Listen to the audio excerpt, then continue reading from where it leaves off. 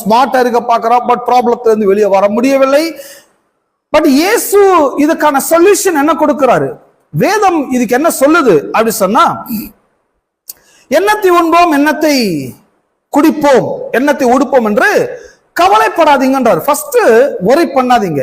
ஏன் ஒரி பண்ணாதுன்றது நான் பின்னால பேச போறேன். கவலைப்படாதீங்க. இவைகள்லாம் அஞ்ஞானிகள் தேடுவாங்க. இந்த அஞ்ஞானிகள்ன்றது பேகன்ஸ் அப்படின்றாங்க ஆங்கிலத்துல. பேகன்ஸ் சொன்னா தேவனை அறியாதவர்கள் அல்லது மதவாதிகள், ரிலிஜியன் பீப்புள். அவங்க எல்லாருமே இதை அஞ்ஞானிகள் நாடி தேடுகிறார்கள். பட் பைபிள் சொல்லுது இவைகள் எல்லாம் உங்களுக்கு வேண்டியவைகள், உங்களுக்கு வேண்டியவைகள், உங்களுடைய பர்த் ரைட்ஸ் மாதிரி, உங்களுடைய உரிமைகள் மாதிரி. உங்களுக்கெல்லாம் இவைகள் வேணும், இவைகள்லாம் உங்களுடையது, உங்களுக்கு இருக்க வேண்டும் என்று நீங்க அறிந்து வைப்பதற்கு முன்பதாகவே உங்கள் பரமபிதா, ஹலோ, அதான் ரொம்ப முக்கியமானது. எனக்கு என்ன வேணும் எனக்கு தெரியறதுக்கு முன்னாலேயே எனக்கு வேண்டியதெல்லாம் என் தேவன் அறிந்து வைத்திருக்கிறார். அதுதான் தேவன்.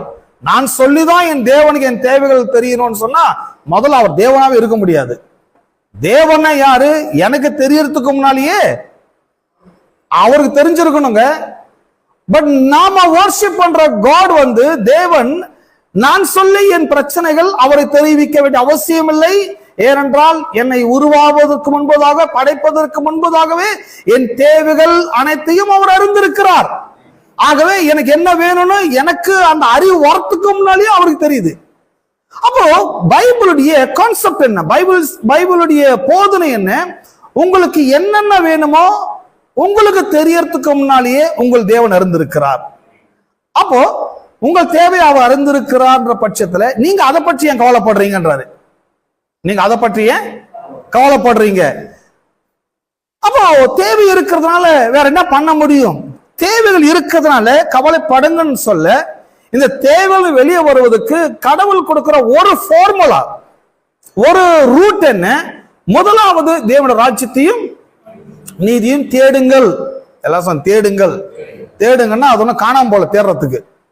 காணவில்லைன்னு ஒட்டுறாங்கல்ல, அவங்க காண இவங்க காண ரயில்வே ஸ்டேஷன்ல ஒட்டி வச்சிடறாங்க. தேடுறதுன்னா நீங்க பூத கண்ணாடி போட்டு தேடாதீங்க. அது வந்து தொலைஞ்சு போல, அது காணாமலாம் போல. தேடுங்கள்ன்றது என்ன கான்செப்ட்ல சொல்றாருன்னா, ப்ரையாரிட்டிய அதுக்கு கொடுங்க, அதை கவனிங்க. ஃபர்ஸ்ட் அதுக்கு இம்பார்ட்டன்ஸ் கொடுங்க.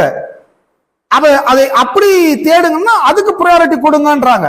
அது நாடுங்க, அதை பற்றி அறிவை பெருக்கிக் கொள்ளுங்கள் என்று இயேசு சொல்லுகிறார். இந்த ப்ராப்ளம்ஸ்